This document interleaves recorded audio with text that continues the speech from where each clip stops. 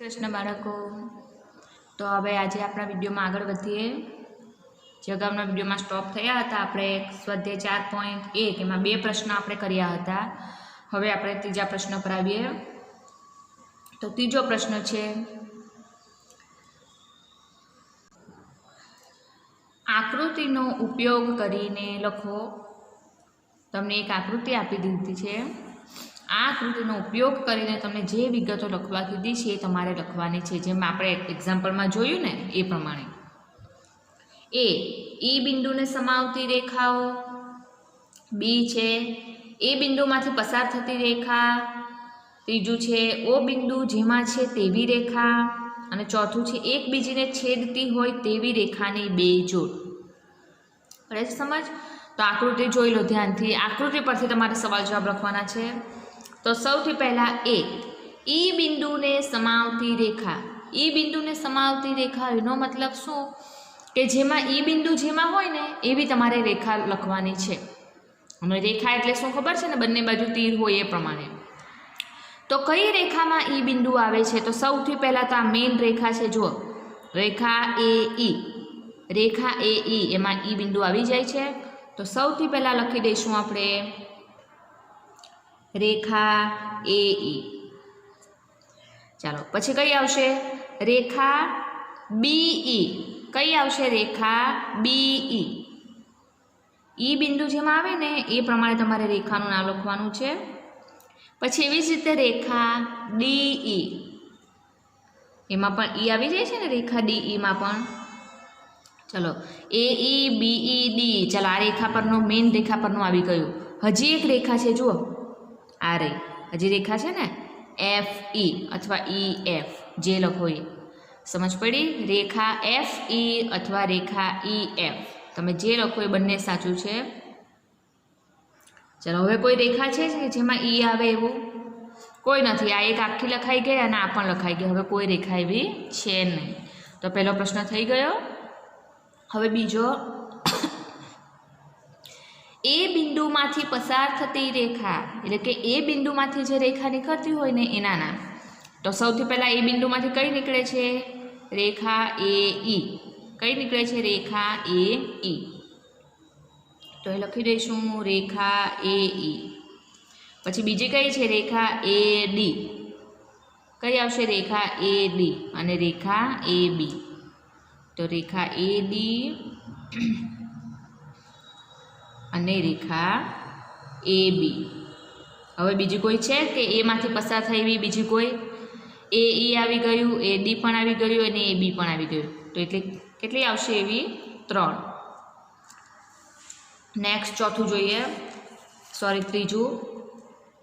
ओ बिंदु जेमां छे तेवी रेखा, एटले केवी रेखा के जेमां ओ बिंदु आवी जाय। तो ओ बिंदु कई रेखा पर छे? जुओ तमे आकृति में।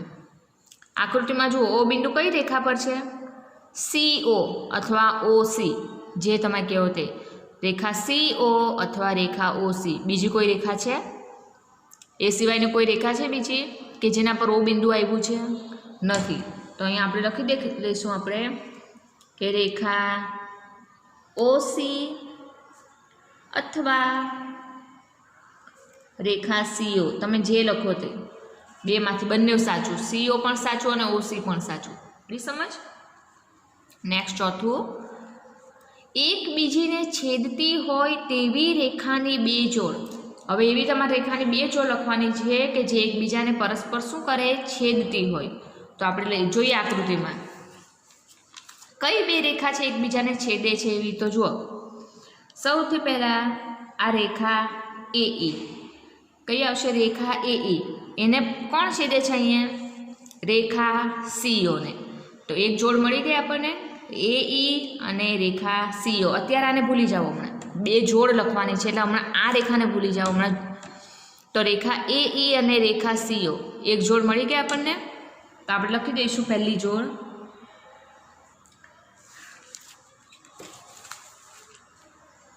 के रेखा ए ई अने रेखा सी अथवा ओ सी। हवे जुओ बीजी जोड़। हवे बीजी जोड़ તો એ ઈ તો આવવાનું જ છે, કારણ કે આ બંને રેખા એ ઈને જ છેદે છે, એટલે એ ઈ તો આવવાનું જ છે. સમજ પડી? એટલે એ ઈ, તો હવે એની સાથે બીજી કઈ જોડ આવશે? રેખા એફ ઈ અથવા ઈ એફ. સમજ પડે છે? એ ઈને બે રેખા છેદે છે, એક તો કઈ છે? સીઓ, અને બીજી કઈ છે? ઈ એફ.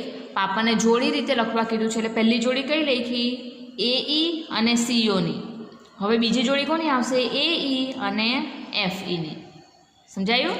તો લખી દઈએ એ ઈ અને રેખા એફ ઈ. રેખા એ ઈ અને રેખા ઈ એફ અથવા એફ ઈ. સમજ પડી? બંને જોડ મળી ગઈ. તો પરીક્ષામાં આવા પૂછાય છે આકૃતિ પરથી સવાલ જવાબ, તો તમને આવડતું હોવું જોઈએ. એમાં તમારી પાસે જવાબ હોય જ છે આકૃતિમાં જ, તમારે ફક્ત સમજીને લખવાનું છે. કોને રેખા કહેવાય, કોને રેખાખંડ કહેવાય, કોને કિરણ કહેવાય, એ વસ્તુ તો તમને ખ્યાલ આવી ગયો હોય તો તમે આસાનીથી આ લખી શકો. પડે છે સમજ? આ 3 કે 4 માર્ક્સમાં આકૃતિ પરથી સવાલ જવાબ પૂછાય છે, તો આપણે એમાંથી 1 પણ માર્ક્સ જવા નહીં દેવાના. સમજ પડે છે ને? તો હવે જોઈએ એના પછીનો. એના પછી આવે છે પ્રશ્ન નંબર 4. કેટલી રેખાઓ પસાર થાય? એમાં 2 ઓપ્શન છે, એક બિંદુમાંથી અને બીજો ઓપ્શન છે 2 બિંદુમાંથી. હવે આ તમને પરીક્ષામાં આકૃતિ પૂછાય છે, આકૃતિ દોરો. સમજ પડી? આકૃતિ દોરો એમ પૂછાય છે. અહીંયા પ્રશ્નના જવાબ રૂપે, પણ પ્રશ્નના જવાબ પણ તમે કઈ રીતે આપી શકો? જો તમને આકૃતિનો ખ્યાલ હોય ને તો જ. આપણે પ્રેક્ટિકલી આકૃતિ દોરીને પછી આપણે એને જવાબ લખીશું. તો સૌથી પહેલાં શું કીધું? એક બિંદુમાંથી, એટલે કે એક બિંદુમાંથી કેટલી રેખા પસાર થાય? તો જુઓ અહીં એક બિંદુ છે, બિંદુ ઓ. એમાંથી કેટલી રેખા પસાર થઈ છે જુઓ. અને વિચારો, હજી આ બધી જગ્યા છે ત્યાં હજી મેં રેખા દોરી શકું? મારે જેટલી દોરવી હોય ને એટલી રેખા હજુ હું દોરી શકું. દોરાય કે નહીં દોરાય? સમજ પડે છે? આમાંથી એક બિંદુમાંથી તમે ગમે તેટલી રેખા દોરી શકો. ટૂંકમાં પ્રશ્ન એવો પૂછાય કે એક બિંદુમાંથી કેટલી રેખા પસાર થાય? તો લખવાનું કે એક બિંદુમાંથી અસંખ્ય રેખાઓ પસાર થાય. પરીક્ષામાં પૂછાય જ છે, એટલે ફરીથી રિપીટ કરું છું. એક બિંદુમાંથી અસંખ્ય રેખાઓ પસાર થાય. અને આકૃતિ પૂછે તો તમારે આવી આકૃતિ દોરી દેવાની. એક બિંદુ દોરવાનું ને એમાંથી જ બધી રેખા નીકળવી જોઈએ. જો કઈ કઈ રેખા નીકળે છે ઓ બિંદુમાંથી? રેખા એ, રેખા બી, રેખા સી, રેખા ડી, રેખા ઈ, રેખા એફ. એટલે ટોટલ 1 2 3 4 5 6, એ મેં 6 જ દોરી છે, પણ આવી ઘણી બધી રેખા, અસંખ્ય રેખા તમે દોરી શકો આવી રીતના. સમજાય છે ને? આટલે દોરી તો 6 જ છે મેં, પણ આવી તમે અસંખ્ય રેખા પસાર કરી શકો એક બિંદુમાંથી. પછી સમજ? હવે બીજો ઓપ્શન છે કે 2 બિંદુમાંથી કેટલી રેખા પસાર થાય? બીજો ઓપ્શન છે 2 બિંદુમાંથી. તો જો 2 બિંદુ દોર્યા છે, બિંદુ એ અને બિંદુ બી, તો એમાંથી કેટલી રેખા પસાર થાય છે? એક રેખા. જો 2 બિંદુ તમે એમ દોરો કે પછી એમ ઊભા દોરો, આ ઊભા કરું તો 2 બિંદુ મેં ઊભા કર્યા છે, તો પણ કેટલી રેખા પસાર થશે? એમાંથી એક જ રેખા પસાર થાય. જો છે, એક જ રેખા પસાર થઈ. એટલે ટૂંકમાં શું યાદ રાખવાનું? એક બિંદુમાંથી અસંખ્ય રેખા પસાર થશે, જ્યારે 2 બિંદુમાંથી એક અને માત્ર એક જ રેખા પસાર થાય. પડે છે સમજ? 2 બિંદુમાંથી એક અને માત્ર એક જ રેખા પસાર થાય. આ એની આકૃતિ. તમે કોઈ બી રીતે 2 બિંદુને ગોઠવો, એમાંથી તમે એક જ રેખા કાઢી શકો, બીજી રેખા નીકળશે નહીં. તો પ્રશ્ન આકૃતિ જોઈ લીધી, પરીક્ષામાં આકૃતિ પૂછાય છે તો આ રીતે દોરવાનું તમારે. પડે છે સમજ? હવે પ્રશ્ન 5.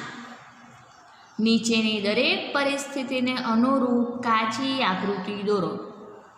તમને કીધું ને કે આકૃતિ પરીક્ષામાં પૂછાય છે, તો આ પ્રમાણે તમને પ્રશ્ન હશે અને તમારે એની આકૃતિ દોરવાની આવશે.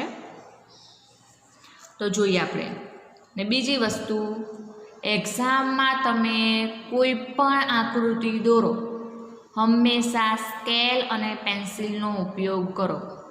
જો તમે બોલપેનથી કર્યું હશે તો તમારા એટલા માઇનસ થશે, પ્લસ આકૃતિ પણ ખોટી આપવામાં આવશે. એટલે કોઈ પણ આકૃતિ એમ નહીં ખાલી મેથ્સમાં જ, કોઈપણ સબ્જેક્ટમાં તમારે જો આકૃતિ ડ્રો કરવાની હોય તો તમારે પેન્સિલનો જ ઉપયોગ કરવાનો છે. સમજ પડે છે? તો આપણે આકૃતિ દોરીશું. પહેલું છે બિંદુ પી રેખાખંડ AB પર છે. તમારે એવી આકૃતિ દોરવાની છે, એટલે કે રેખાખંડ AB દોરવાનો છે અને એના પર કયું બિંદુ આવેલું છે? P બિંદુ. તો સૌથી પહેલાં આપણે શું દોરીશું? રેખાખંડ. હવે રેખાખંડ એટલે ખ્યાલ આવી જવો જોઈએ માઇન્ડમાં તમને. રેખાખંડ એટલે શું? તીર આવશે કે નહીં આવશે? નહીં આવે. રેખાખંડ એટલે એનો અંત આવી જાય ને, અંત્ય બિંદુ હોય ને ના બે અંત્ય બિંદુવાળો રેખાખંડ.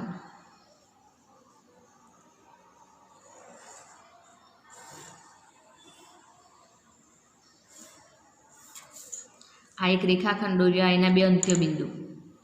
રેખાખંડના અહીંયા તીર નહીં પાડવાનો. જો તીર પાડશો તો આકૃતિ આખી ખોટી, એ રેખા બની જાય છે. તમને સ્પષ્ટ કીધું રેખાખંડ.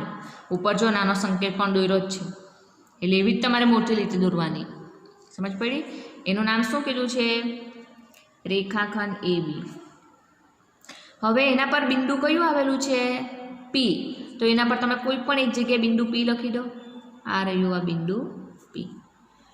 કોઈ પણ જગ્યાએ લખો, પણ રેખાખંડની ઉપર, કારણ કે તમે સ્પષ્ટ કીધું છે બિંદુ P રેખાખંડ AB પર છે. સમજ? બીજી આકૃતિ જો આ પ્રશ્નમાં ખાસ ધ્યાન રાખજો. રેખા XY અને રેખા PQ M બિંદુમાં છેદે છે. રેખા XY અને રેખા PQ છેદે છે કયા બિંદુમાં? M. હવે છેદે છે એટલે તમને ખ્યાલ આવી જાય કઈ આકૃતિ આવશે? ક્રોસ. તો પહેલા રેખા XY દોરી દઉં. આ રહ્યું રેખા XY અને બીજી રેખા કઈ કીધી છે? PQ. તો એમાંથી છેદે એ રીતે તમારે દોરવાનું છે. પ્લસ રીતે પણ તમે દોરી શકો, જરૂરી નથી આ રીતે ક્રોસ, પ્લસ પણ તમે રાખી શકો. આ રેખાનું નામ છે રેખા P અને રેખા Q. હવે બંને રેખા જ્યાં છેદે છે, એટલે કે આ જ્યાં બિંદુમાં અહીંયા બંને ભેગી થાય છે એ બિંદુમાં કયું નામ આપવા કીધું છે? M. એટલે કે બંને M બિંદુમાં છેદે છે ને, તો અહીં લખી દો M. આ આકૃતિ ખાસ પૂછાય છે. રેખા PQ અને રેખા XY M બિંદુમાં છેદે છે. આવી ગઈ આકૃતિ. નેક્સ્ટ જોઈશું. રેખા L પર E અને F બિંદુ છે પણ D નથી. રેખા L પર E અને F બિંદુ છે, એટલે કે એક રેખા L આપી છે તમને. રેખા L. તો આપણે સૌથી પહેલાં તો રેખા L દોરી દઈએ.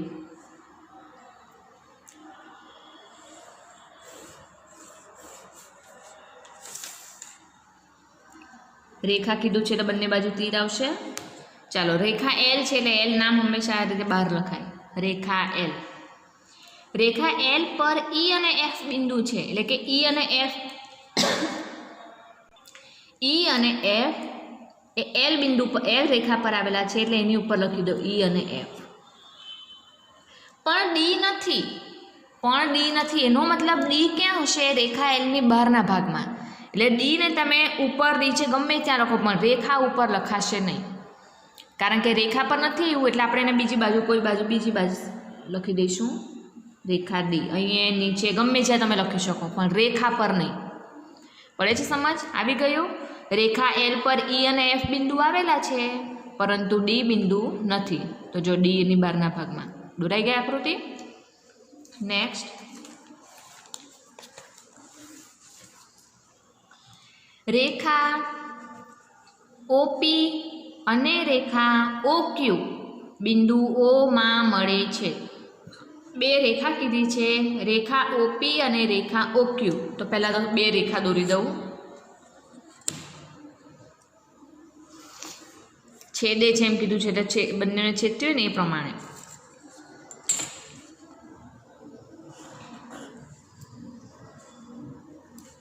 હવે શું કીધું? OP અને OQ બિંદુ O માં મળે છે, એટલે કે બંને જ્યાં છેદે છે ને ત્યાં બિંદુનું નામ શું આપી દઉં મેં? O. O માં છેદે છે. હવે હું બિંદુના રેખાના નામ લખું. પહેલી રેખા છે OP, તો તો આ ઓ અહીંયા આપી દીધું છે, તો અહીંયા પી લખી દઉં. ઓ ઓલરેડી આપી દીધો છે, એટલે હવે શું બાકી રહ્યું? પી. તો રેખા ઓ પી થઈ ગઈ. રેખા ઓ પી. બીજી રેખા કઈ છે? રેખા ઓ ક્યુ. કઈ છે? રેખા ઓ ક્યુ. તો ઓ તો આપી દીધો છે, તો ક્યુ બાકી ને લખવાનો, તો અહીંયા લખી દઉં. રેખા ઓ પી અને રેખા ઓ ક્યુ ક્યાં છેદે છે? ઓ બિંદુમાં છેદે છે. આવી ગઈ આકૃતિ. સમજ પડે ને? આ રીતે નામ આપ્યા. પહેલાં મેં એનું છેદ બિંદુ આપી દીધું છે, પછીના નામ લખ્યા છે રેખા ઓ પી અને રેખા ઓ ક્યુ. પડી સમજ? તો આ 4 આકૃતિ ધ્યાનથી તમારે નોટબુકમાં દોરવાની છે. હવે પ્રશ્ન નંબર 6. આપણા 5મો પ્રશ્ન આકૃતિ દોરાઈ ગઈ. હવે પ્રશ્ન નંબર 6 છે, સાચા વિધાન સાચા છે કે ખોટા એ તમારે જણાવવાના છે. હવે આટલી વસ્તુ આપણે બધી જાતે કરાવી અહીંયા કરી છે, મેં તમને કરી બતાવી છે. તો એના પરથી તમે હવે ખરા છે કે વિધાન ખોટું છે તમે કહી શકો, જાતે કરી શકશો ને? તો હોમવર્કમાં તમારે સ્વાધ્યાય 4.1નો પ્રશ્ન નંબર 6 વિધાન સાચું છે કે ખોટું એ તમારે જણાવવાનું છે. એટલે આ પ્રશ્ન તમારે હોમવર્કમાં કરવાનો છે. સમજ પડી? પ્રશ્ન નંબર 6 એ હોમવર્કમાં કરવાનો રહેશે તમારે. તો હવે આપણે જોઈશું નવો ટોપિક, વક્ર. વક્ર એટલે શું? વક્ર નામ પરથી તમને ખબર પડી જાય, વાંકું ચૂકું હોય એટલે વક્ર. આપણા માઇન્ડમાં એવું જ આવે ને, વક્ર એટલે શું? વાંકું ચૂકું. તમે ડ્રોઈંગમાં તમે ભણો જ છો, વક્ર આકૃતિ ને બધું. સમજ પડી? તો વક્ર એટલે શું? જે વળાંકવાળું હોય એને શું કહેવાય? વક્ર.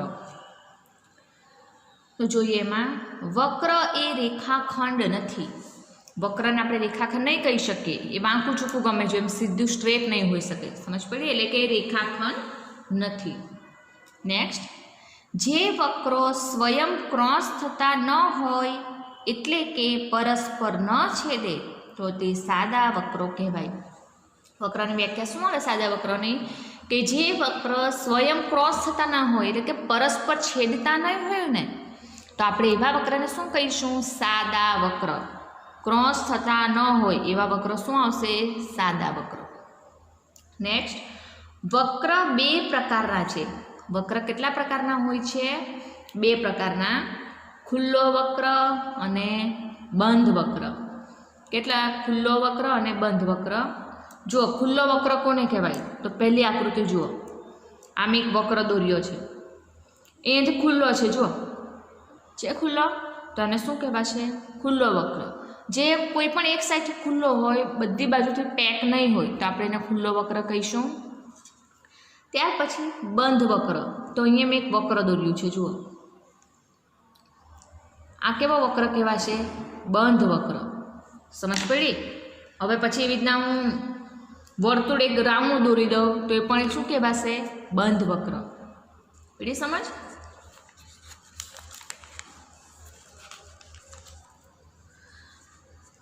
બંધ વક્રના 3 ભાગ હોય છે. હવે બંધ વક્ર જે અમે દોર્યો એના બી પાછા કેટલા ભાગ હોય? 3. વક્રનો અંદરનો ભાગ, વક્રની બહારનો ભાગ અને વક્રની હદ. જુઓ અહીં મેં નીચે આકૃતિ દોરી છે. આ એક વક્ર દોર્યું છે ત્રિકોણનું. તે અંદર મેં જે આ કર્યું છે, આ વક્રની કયો ભાગ કહેવાય? અંદરનો ભાગ. આકૃતિની જે અંદર જે આવે છે એ કહેવાશે વક્રની અંદરનો ભાગ. એવી જ રીતે એની બહાર આ બધો ભાગ છે, ત્રિકોણની બહારનો ભાગ છે, એને શું કહેવાશે? વક્રની બહારનો ભાગ. શું કહેવાશે? વક્રની બહારનો ભાગ. અને આ જે બોર્ડર છે, આ જે બોર્ડર છે એ બોર્ડરને શું કહેવાશે? વક્રની હદ. શું કહેવાશે? વક્રની હદ. એટલે બંધ વક્રના ટોટલ કેટલા ભાગ થાય છે? 3. બહારનો ભાગ, અંદરનો ભાગ અને એની હદ. પડે સમજ? નેક્સ્ટ જોઈશું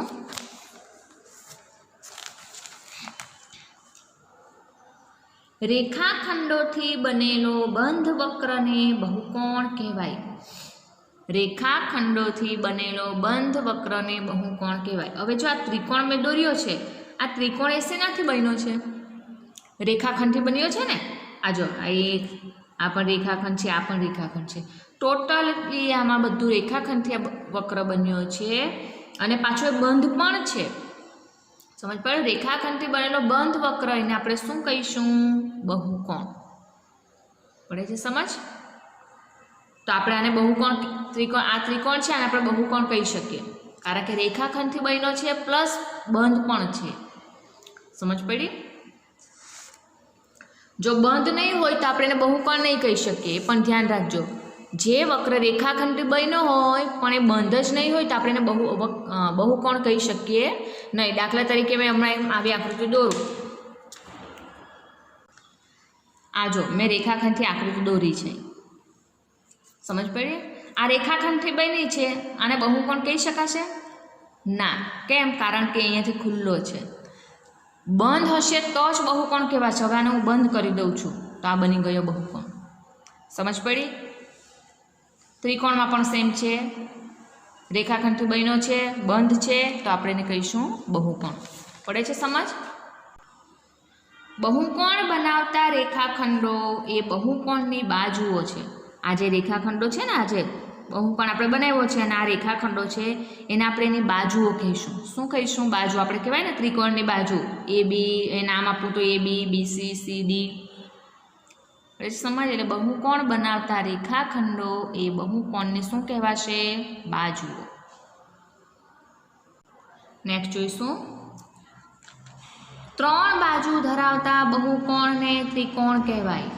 એટલે કે જે બહુકોણ 3 બાજુ હોય, અત્યારે આકૃતિ બતાવી તમને, તો એવા બહુકોણને શું કહીશું આપણે? ત્રિકોણ. એવા બહુકોણને આપણે કહીશું ત્રિકોણ. 4 બાજુ ધરાવતા બહુકોણને ચતુષ્કોણ કહેવાય. જો 3 બાજુ ત્રિકોણ, 4 બાજુ ચતુષ્કોણ. સમજ પડી? 4 બાજુ ધરાવતા બહુકોણને ચતુષ્કોણ કહેવાય છે. નેક્સ્ટ, બાજુઓની જોડ જે બિંદુઓમાં મળે છે તેને શિરોબિંદુ કહેવાય. બાજુઓની જોડ જે બિંદુમાં મળે, જો નીચે મેં આકૃતિ દોરી છે, આ જે બધી બાજુઓ છે, રેખાખંડ AB, રેખાખંડ BC, રેખાખંડ CD, રેખાખંડ EA, આ બાજુઓની જોડ જે બિંદુમાં મળે છે, જો આ બધા બિંદુમાં ભેગી થઈ, તો આ બધા બિંદુઓ છે એને શું કહીશું આપણે? શિરોબિંદુ. શું કહીશું? શિરોબિંદુ. A, બિંદુ B, બિંદુ C, બિંદુ D, આ બધા બિંદુઓ એ શિરોબિંદુ છે. નેક્સ્ટ, ત્રિકોણ સિવાયના બહુકોણમાં સામસામેના શિરોબિંદુઓને જોડતો રેખાખંડ એ બહુકોણના વિકર્ણ છે. ત્રિકોણ સિવાયનો બહુકોણ, ધ્યાન રાખજો, ત્રિકોણમાં નહીં, ત્રિકોણ સિવાયના જે બહુકોણ આવે એમાં જે સામે જે શિરોબિંદુ છે એને જે જોડતો રેખાખંડ છે એને આપણે શું કહીશું? વિકર્ણ. શું કહીશું? વિકર્ણ. અહીંયા મેં દોરું છું, જો શિરોબિંદુ A અને શિરોબિંદુ C એને જોડતો રેખાખંડ ડ્રો કરું છું અહીંયા હું. તો રેખાખંડ AC એટલે કે વિકર્ણ AC બની ગયો. એવી જ રીતે બિંદુ D અને બિંદુ B ને જોડતો રેખાખંડ.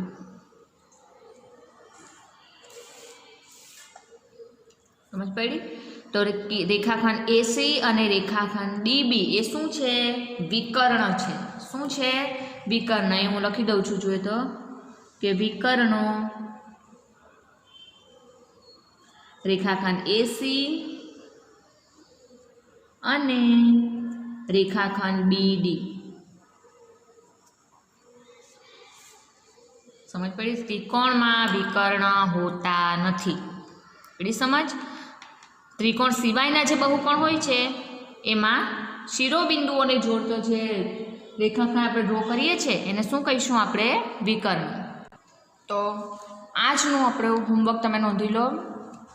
તમારે સ્વાધ્યાય 4.2 સ્વાધ્યાય 4.2માં પ્રશ્ન નંબર 1, પ્રશ્ન નંબર 2 અને પ્રશ્ન નંબર 3 હોમવર્કમાં કરવાનો રહેશે.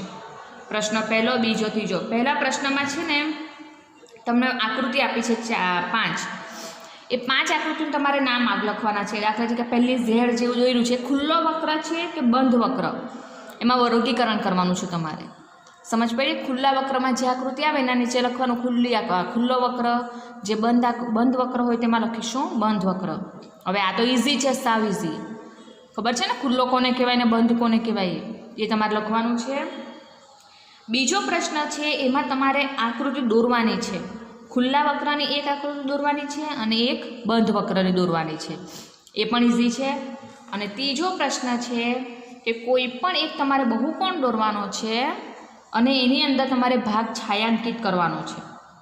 એટલે શું, આપણે પેલો અંદરનો ભાગ બહારનો ભાગ એવું લખ્યું હતું ને, બસ સેમ એ રીતે તમારે કરવાનું છે. એટલે ટૂંકમાં પ્રશ્ન નંબર 1, 2 અને 3 તમારે હોમવર્કમાં કરવાનો છે. પ્લસ આ જેટલી વસ્તુ મેં અંદર લખી છે એ વસ્તુ પર તમારે નોટબુકમાં બધી લખી લેવાની છે.